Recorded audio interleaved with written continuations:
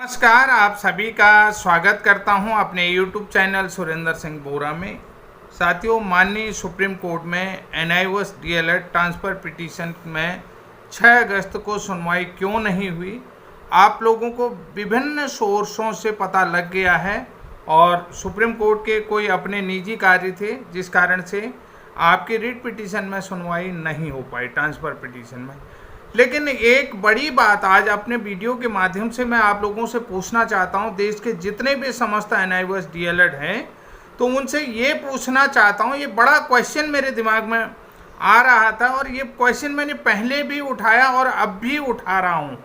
ये बहुत बड़ा कहीं न कहीं षड्यंत्र हो रहा है या कि उत्तराखंड के जो अभ्यर्थी जब भी NIOS DLED के केस के मामले में थोड़ा आगे बढ़ते हैं तो क्यों उनकी ईमानदारी को लेकर के दूसरे लोग अपने को, क्योंकि उनका जो है कि सब कुछ चिट्टा जो है कि भंडाफोड़ हो जाएगा, उसको लेकर के षड्यंत्र करते हैं कि उत्तराखंड की ईमानदारी के कारण अन्य राज्यों के लोगों का भंडाफोड़ ना हो जाए, इस डर के कारण से वो हमेशा उत्तराखंड के अभ्यर्थियों को, जो पूरे देश को लीड कर रहे हैं, उत्तराखंड के अभ्यर्थी लीड कर रहे हैं, उनके खिलाफ साजिश रचना शुरू कर दे रहे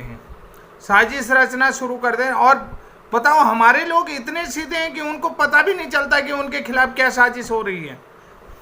भाई आपने देखा होगा बहुत सारे केस हैं, 12 यानी कि आपने देखा होगा 12227 वाला जो केस है 2024, वो देखिए 12/181/2024, ये देखिए। कभी आप देखिए, मैं आपको बताता हूं कि उड़ीसा के नाम पर केस लगाते हैं तो बिहार को पार्टी बनाते हैं, और कभी जो है कि बंगाल के नाम पे सुप्रीम कोर्ट में SLP लगाते हैं तो बिहार को पार्टी बनाते हैं। ऐसा क्यों करते हैं?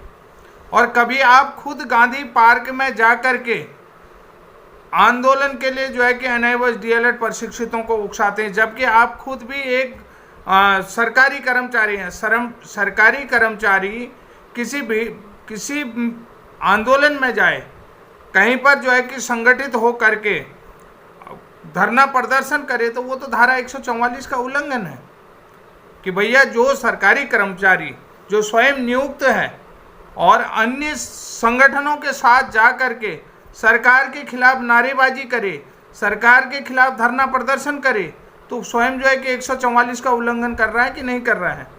आप ये दिखाइए कि वो किसी मुखर होकर के किसी आंदोलन का नेतृत्व करे कि जो उसके डिपार्टमेंट से रिलेटेड ही नहीं है, क्योंकि वो स्वयं सरकारी कर्मचारी है, तो वो किसी आंदोलन का नेतृत्व करे। ये गलत है कि नहीं है? आप ये देखिए, आप ये सोचिए कि जो सीधे साधे उत्तराखंड के जो अभ्यर्थी जो पूरे देश को लीड कर रहे हैं, केस को एक अच्छी पोजीशन में ले जा रहे हैं, तो उसके बाद आप उनके खिलाफ षड्यंत्र खोल रहे हैं, उनके खिलाफ षड्यंत्र रच रहे हैं कि एक ईमानदार आदमी की छवि पर जो है कि आप उंगली उठा रहे हैं।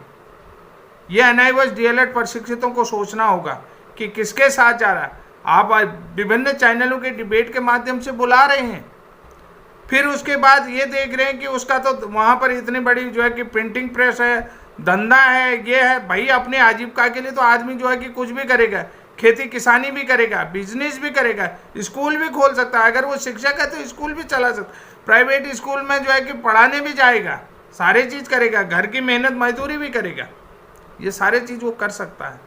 लेकिन मैं एक बड़ा सवाल NIOS DLED वालों से आज पूछना चाहता हूँ कि भैया, चाहे नंदन सिंह बोरा जी जो हैं, उन्होंने जो है कि पूरे देश के NIOS DLED को लीड किया, तो उनके खिलाफ भी इन्हीं व्यक्तियों के द्वारा षड्यंत्र रचा गया, इन्हीं के द्वारा। अब जो है कि विश्वनाथ जी जो है कि पूरे देश के NIOS DLED वालों के लिए एक अच्छे मुकाम पर पहुंच करके नेतृत्व कर रहे हैं, तो अब इनके खिलाफ षड्यंत्र रचा गया है।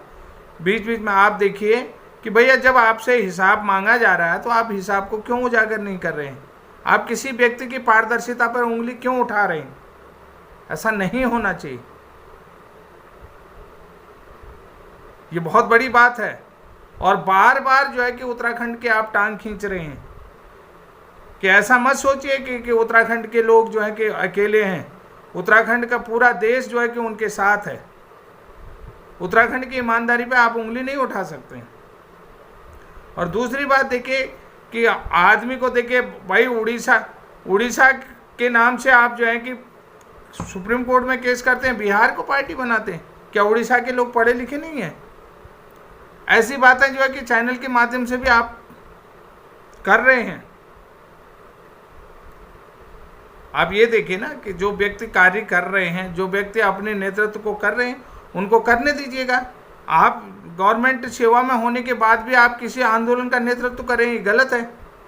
NIOS DLED वाले तो धरना प्रदर्शन कर रहे हैं दिल्ली में।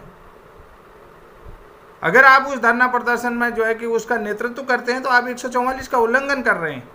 आप पर धारा 144 के अंतर्गत कार्रवाई हो सकती है। ये सारी चीज़ें आपको समझनी पड़ेंगी।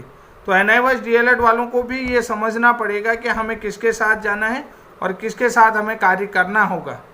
ये बहुत बड़ी बात है। लेकिन साथियों, जब भी मैं आप लोगों से निवेदन करता हूं कि उत्तराखंड एक ईमानदार छवि का राज्य है, तो यहाँ का व्यक्ति हमेशा जो है कि ईमानदार होता है, बेईमान नहीं होता है। तो आप उसकी छवि पर अगर उंगली उठा रहे हैं तो ये बिल्कुल गलत है, सरासर गलत है। तो इसलिए जो है कि आज वीडियो के माध्यम से मैं आप लोगों से रिक्वेस्ट कर रहा हूँ कि पुनः निवेदन कर रहा हूँ कि जब जब उत्तराखंड आगे बढ़ रहा है तो आप पूरे देश के जितने भी जो है कि NIOS DLED प्रशिक्षित हैं उसमें जो है कि आगे आएँ, उनके साथ खड़े रहें। ये बहुत ज़रूरी है और ऐसा आपको करना भी चाहिए। तो साथियों, आज के लिए इतना ही। तब तक के लिए जय हिंद, जय उत्तराखंड।